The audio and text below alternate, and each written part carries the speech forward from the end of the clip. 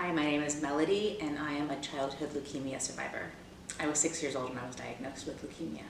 I was on a new protocol that didn't exist before. They were testing it out as a clinical trial on 20 of us at City of Hope.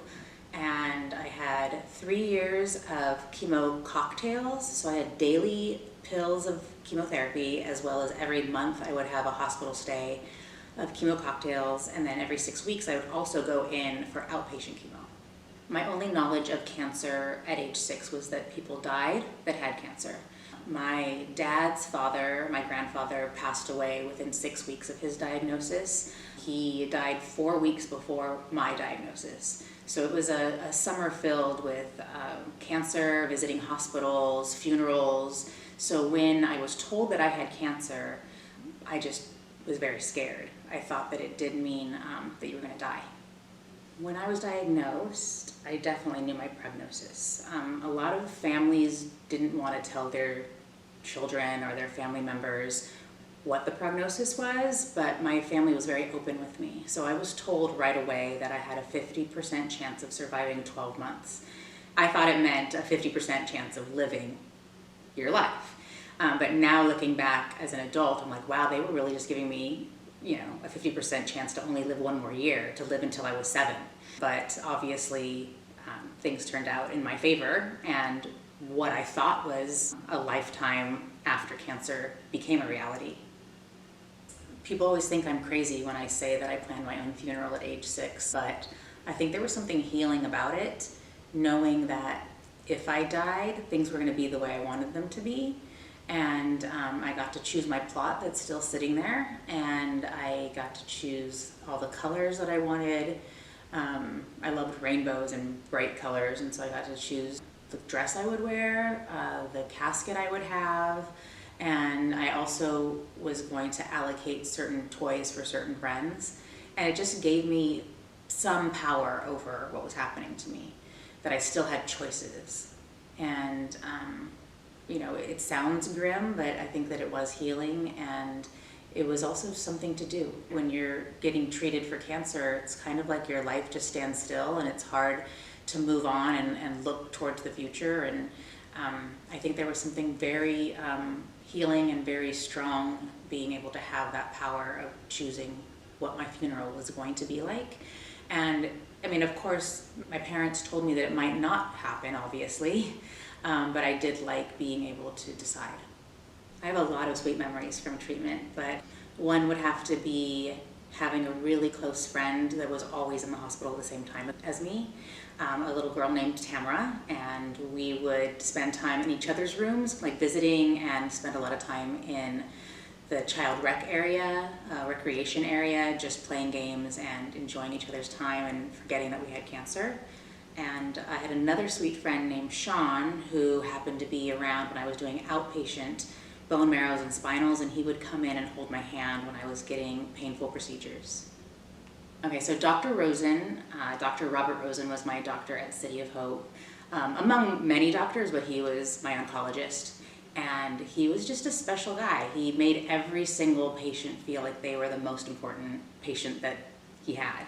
And he was treating hundreds of kids, but he really had this way about him to make you feel very special, and that he really wanted you to make it. And he taught me about positivity and how your thoughts can become reality.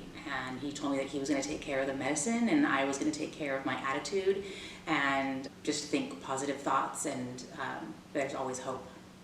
Dr. Rosen actually became almost a family friend. He would come to my celebration of life parties every year. We would celebrate my remission every November, and he was local, so he would actually come and be a part of the family for that. And over the years, we stayed in touch, and my boyfriend in high school actually followed him around City of Hope and shadowed him to learn about medicine and oncology, and that boyfriend became my husband, who became an oncologist. And then when we had our first child, we named him after Dr. Rosen. Approaching 40 years of survivorship is crazy. It doesn't feel like it was long ago that I was undergoing treatment. It doesn't feel like it was long ago that we were celebrating I was finishing treatment. And I don't know if it's because I had cancer or I just have a really good memory that I remember most everything from those 3 years of treatment. You hear from people, oh, I don't remember what I did in first grade. I don't remember my friends' names. And I remember everything. So it does feel like it was yesterday. It doesn't have that like timeline. And my timeline of my life, like for most people, is their birth year. And for me, it's the year I was diagnosed. So I kind of base everything off of my year of diagnosis. There were no survivors of childhood cancer when I was going through treatment. Leukemia was kind of a death sentence. It wasn't something that people usually survived. So I knew of a few kids in our neighborhood that had cancer and did not survive. There were 2 others. But once I went to a camp with kids with cancer, I started seeing teens that had survived. So I started seeing some examples. As I got older, I became an example, but there weren't very many. The images of children fighting cancer that you would see most often are cute little Caucasian kids with big blue eyes and a bald head. And that just seemed to be what marketing used. And that's what I would see in brochures and I would see on TV or on billboards. And I rarely saw someone that looked like me. Although leukemia does, touch everyone. It doesn't, cancer doesn't care what color you are, and cancer doesn't care what race you are. So there was not a lot of representation of different backgrounds when I was growing up.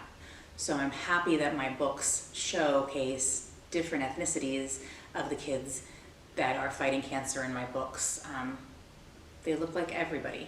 A child will be able to find themselves in my book. So when we went to one of the children's wards and I got to read my book to a little girl, she got to open the book and we looked alike. She had dark skin and she got to point at a photo of a child that was bald. And she said it was her. And that made me so happy because that's the whole point. I want them to see themselves in the book. And as she's flipping through the pages, there was a later version of me with curly hair, and she said, that's you. So she was able to see, the transition and able to see herself in a book about kids with cancer, and she was able to see an end result of a survivor that looked like her as well. Luna Peak has definitely been my therapy. I think meeting all these different types of survivors from all different walks of life and different places has taught me a lot. I feel like I've had to talk more about my survivorship and open up about things that I normally wouldn't talk about, so I think that's been really helpful. Putting things on paper is a little bit easier than talking about it, so being able to be really creative and write and create the things that I wish I had is very helpful because I feel like I'm helping the next generation of cancer patients make it a little bit easier on them, because I feel like it was all new. Surviving cancer was new when I was younger, so helping them kind of guide them through the process of not only going through treatment, finishing treatment, becoming a survivor, and then life after cancer. So life after cancer is not necessarily the easiest, so being able to help them through that has changed me and has kind of healed me a little bit, and seeing myself in these kids is healing. And even the grief work that we do has been healing because it kind of makes me face some of the grief that I've dealt with in my life as well. I don't think I had the outlook to know what was going to happen moving forward. I knew I liked to help people already, the kids in the ward would all help each other. So I think I benefited so much from other people's help and other people's charity and compassion that it kind of was built into me, and that's where it started to grow and where it was planted. But I don't think I had an idea that this is where my life would go. We create care packages for cancer patients. We donate the books all over the place. We sell the books to people that need them. I just hope that it's kind of like a sprinkle of celebration for everybody that needs it.